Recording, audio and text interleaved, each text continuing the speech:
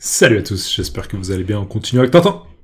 Et on s'est arrêté ici. Vous n'auriez pas pu le dire plus tôt. Vous n'auriez pas pu le dire plus tôt. Bordel de merde.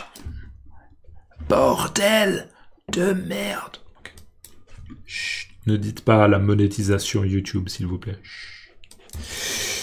Vignette suivante, on a un des hommes d'affaires, un des businessmen, je devrais dire, mais businessman, un des businessmen qui dit « Voici 25 $, vieil hibou ». Alors, probablement, du coup, il a un accent américain.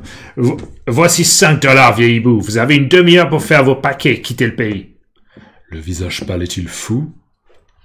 Alors, là, on a un des businessmen qui approche, en fait, le chef de la tribu amérindienne et qui dit « Voici 25 $, vieil hibou ». Alors, vieil hibou, hein, je vous rappelle, vieux, jeune, d'accord, hein, adjectif. Et un hibou, c'est cet oiseau. En français, c'est un hibou qui aurait un petit peu des... Il a un petit peu des sortes de petites... Comment on appelle ça? Un hibou a... Attendez, je vais essayer de trouver le mot. Différence hibou et chouette. Voilà, je vais trouver le mot. Parce qu'en français, on a deux types. On a les hiboux et les chouettes. La différence entre un hibou et une chouette réside principalement dans leur apparence physique. Les aigrettes, voilà.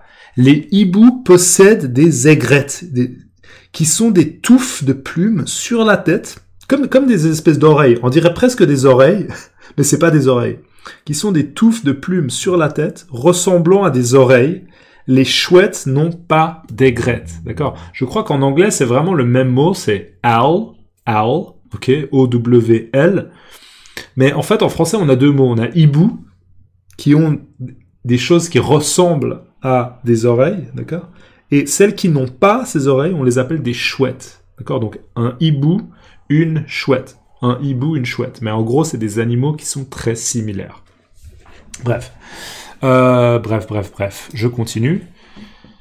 Voici 25 $, vieil hibou. Donc, vieil hibou, c'est une manière péjorative, assez agressive de s'adresser à cet homme-là. Il l'appelle hibou parce que je pense que cet Amérindien-là porte son chapeau avec des plumes. D'accord? Ça, ce sont des plumes. Donc, c'est comme s'il ressemblait à une chouette ou à un hibou. D'accord? Donc, il lui dit vieil hibou. Parce que cet homme, peut-être, est un peu vieux, il est un peu âgé, et donc il l'appelle vieil hibou. Mais c'est clairement péjoratif, et c'est clairement agressif aussi. Hein. Voici 25 $. Donc là, on voit que, là, cet homme lui donne 25 $. Pourquoi? Alors, on va voir. Vous avez une demi-heure, vous avez 30 minutes pour faire vos paquets. Faire vos paquets, ça veut dire prendre tous vos objets, d'accord? Si on a un stylo, on prend son stylo. Si on a une tasse, on prend sa tasse, d'accord? On fait nos paquets. On a des boîtes peut-être en carton, des boîtes en carton. On met toutes nos affaires et quitter le pays. Partir du pays. Donc, en gros, en fait, cet homme, très agressivement, dit que les Indiens doivent partir, d'accord? Donc cet homme, le chef de la tribu, doit partir avec tous ses hommes, avec tous les membres de la tribu. Et pourquoi? Parce que cet homme, visiblement, on le comprend, c'est comme s'il achetait le territoire, il achetait cette région pour 25 $. Et on voit, là, je pense que c'est intéressant d'utiliser un mot technique. 25 $ pour acheter la région, d'accord? Alors que on voit que pour acheter le gisement de pétrole, les gens là étaient prêts à mettre 10 000 $, 50 000 $, 100 000 $, d'accord? Donc c'est ce qu'on appelle une disparité. Une disparité, d'accord? Une disparité, c'est quand il y a une différence ou une inégalité, d'accord, une inégalité entre des choses ou des personnes. Donc en fait, il y a une disparité dans la manière de traiter Tintin et l'Indien. D'accord? Tintin, il est traité comme un homme blanc, et on lui propose un contrat assez généreux. D'accord? On lui propose 100 000 $ pour le gisement de pétrole.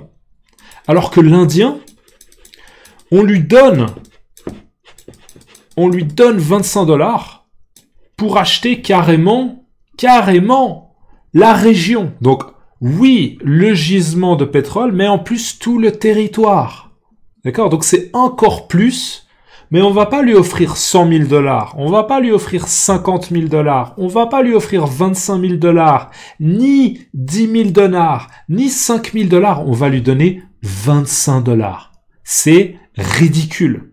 D'accord? Et donc il y a une disparité.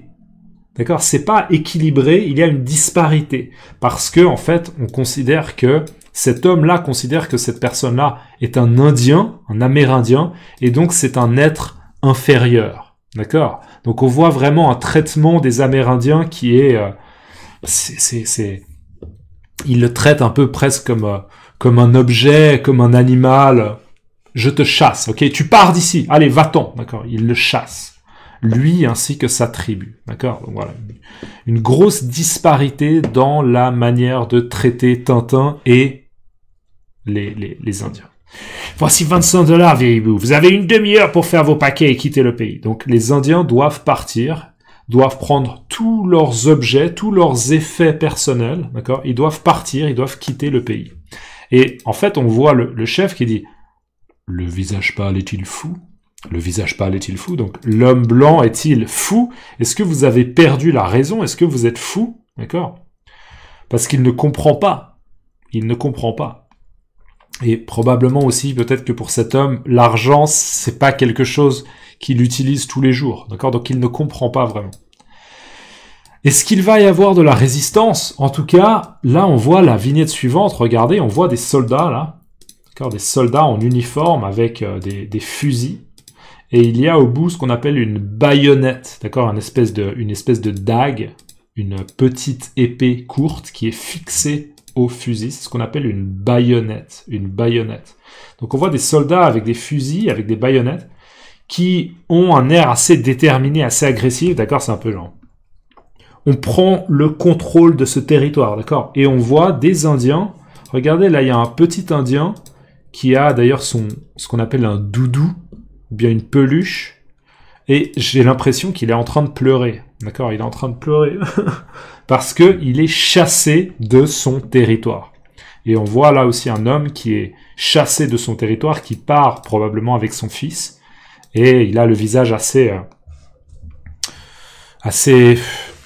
il donne l'impression d'être assez énervé, d'être pas content de ce qui se passe. D'accord? Donc c'est une scène un peu bien sûr assez glauque parce que ça représente alors c'est probablement de la fiction, mais bien sûr, ok, c'est pas exactement la description d'une scène qui s'est passée, parce que les albums de Tintin c'est de la fiction, mais bien sûr ça représente des choses qui se sont passées, d'accord? Il y a plein de fois dans l'histoire où les Amérindiens ont été chassés, on les a chassés très très rapidement, et ils ont dû quitter leur terre, d'accord? 1 heure après, on voit là que c'est 1 heure après, d'accord? Donc ils ont eu 1 heure pour préparer leurs affaires et pour partir. Ils sont chassés de leur territoire.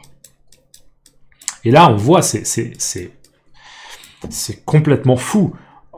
On aura donné comme consigne d'être prêt en 30 minutes. 1 heure après, ils sont chassés de leur territoire. 2 heures après, on a déjà des ouvriers. Là, on voit visiblement un homme qui porte des planches. Ça, c'est des planches, 2 planches. Là, c'est ce qu'on appelle une poutre métallique. Une poutre métallique. On voit là ce qu'on appelle une brouette avec dedans, j'imagine, des morceaux de pierre ou bien des briques. Et là, c'est ce qu'on appelle un échafaudage. Et peut-être que cet homme est l'architecte. D'accord? Il est l'architecte parce qu'il a fait un plan du chantier. Il va y avoir un chantier pour construire quelque chose. 2 heures après, vous imaginez?